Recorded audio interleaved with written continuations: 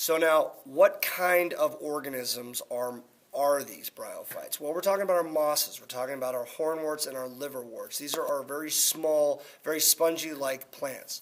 The reason that they're spongy, we'll talk about on the next slide.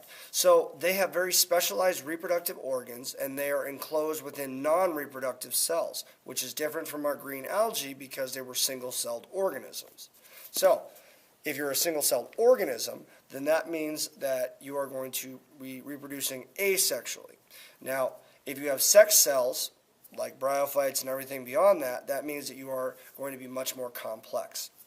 So why are bryophytes spongy? Well, they do not produce a substance called lignin. Now, lignin is the answer to one of your questions in this section's worksheets. That is the substance that makes the cell walls rigid and hard. If you don't have lignin, your cell walls are going to be a little bit more spongy. And also, bryophytes don't have any vascular tissue.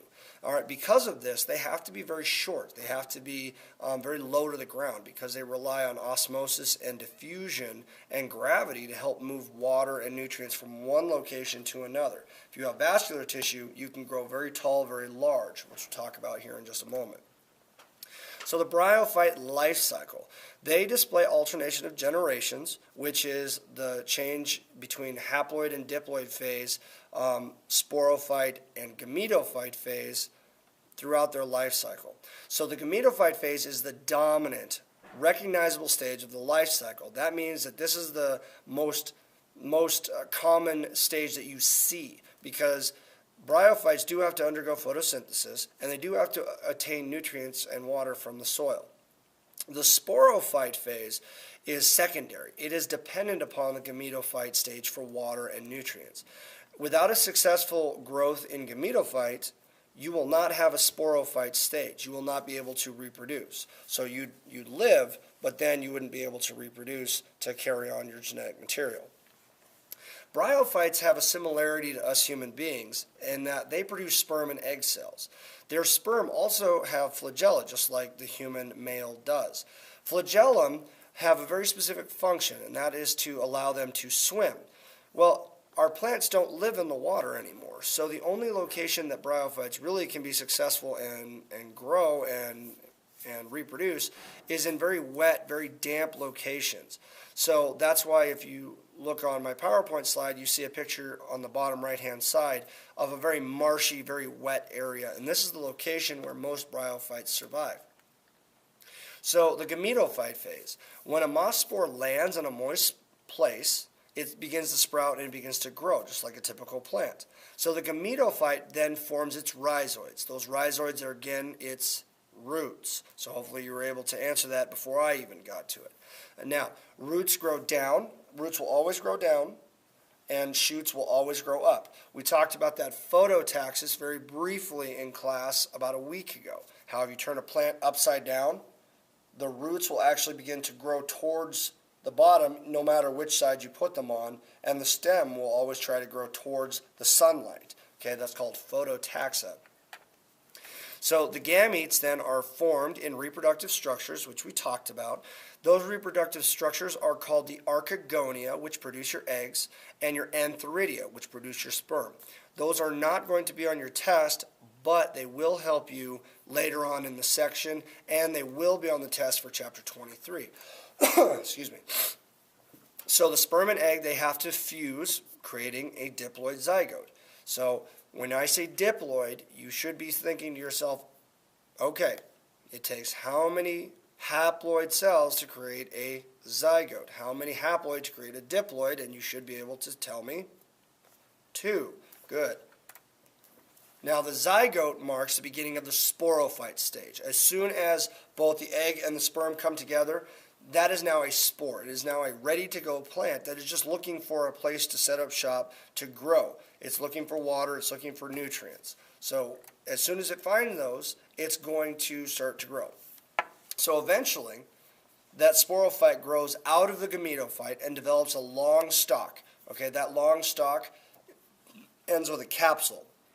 Now that capsule is where the rest of the haploid spores are going to be produced. And as soon as that capsule is ripe, it's like a fruit. As soon as it's aged enough and it's had enough nutrients, it is going to open and it's going to release all of its spores. So let's change gears for just a moment. Let's jump into vascular plants. Again, we're talking about seedless plants, but there are vascular plants that started to develop about 420 million years ago.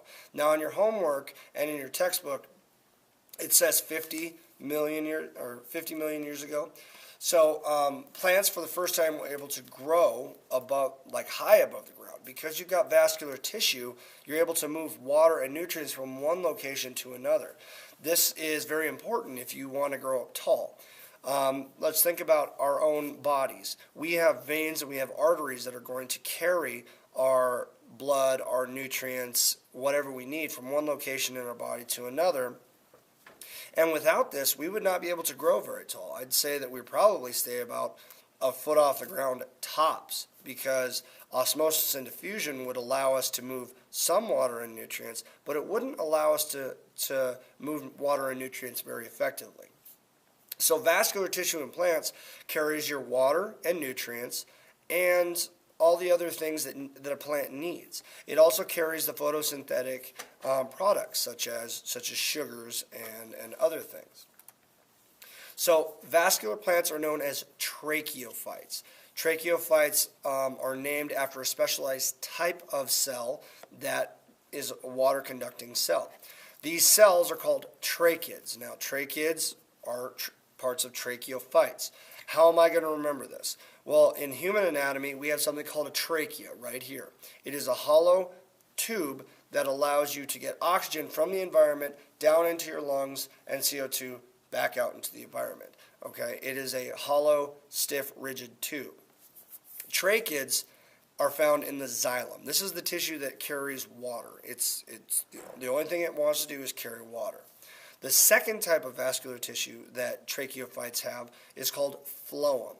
Now, phloem moves a watery substance, but its primary substance to be moved is nutrients and carbohydrates. They must be a watery substance because there's no conveyor belt in a plant. So you have to create a liquid format so you can actually move something from the root system all the way up to the top.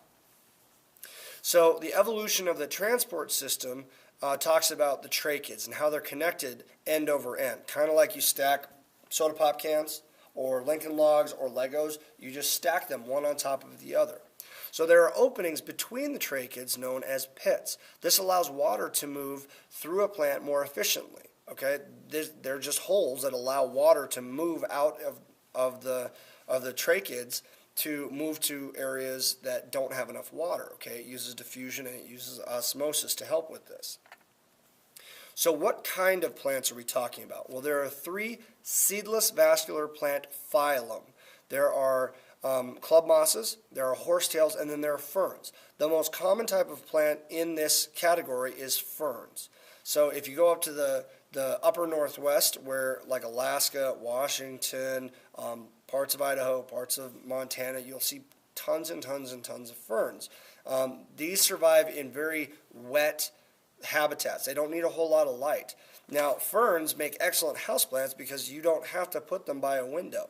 If they're inside, just keep them very, very wet and they'll survive just fine.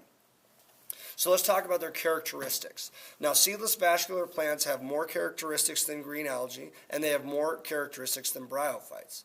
They have the ability to undergo photosynthesis, which makes them plants. They're eukaryotic. They have vascular tissue. They have rhizomes, which are a type of root system. So instead of rhizoids, they have rhizomes. So they have vascular tissue. They have strong root systems called rhizomes, and these rhizomes are creeping underground stems. So ferns can do a little bit of asexual reproduction if possible. And they also have very large leaves called fronds. So that's going to be very important for your homework. Let's talk briefly about the life cycle. In the life cycle of a fern, the spores are produced by the sporophyte.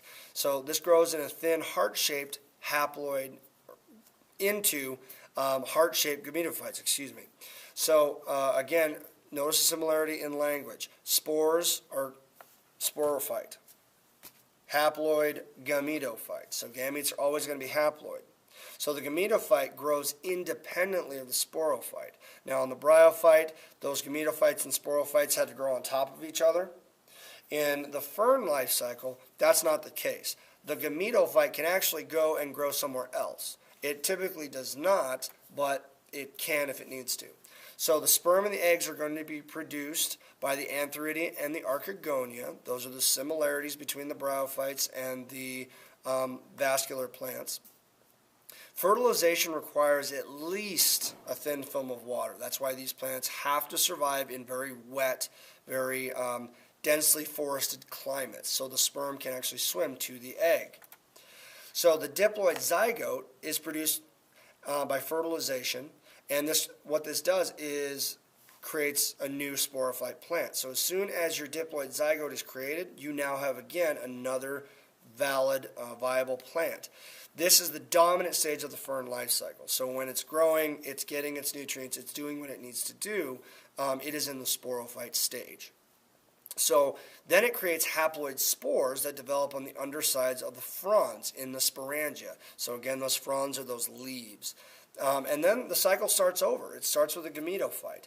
So as soon as the gametophyte grows up, it'll create those haploid spores, and those haploid spores will go off and do what they do, and then create those gametophytes, and those gametophytes will fuse and then create more diploid zygotes.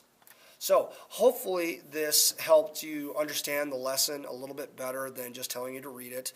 I am going to try and use these a little bit more often. So if you have any questions, again, please email me. I may not be able to answer right away, but I can hopefully get your question answered by or before tomorrow. So, okay, guys, if you have any questions, talk to your sub, talk to your pod mates. Please stay on task and have a great day.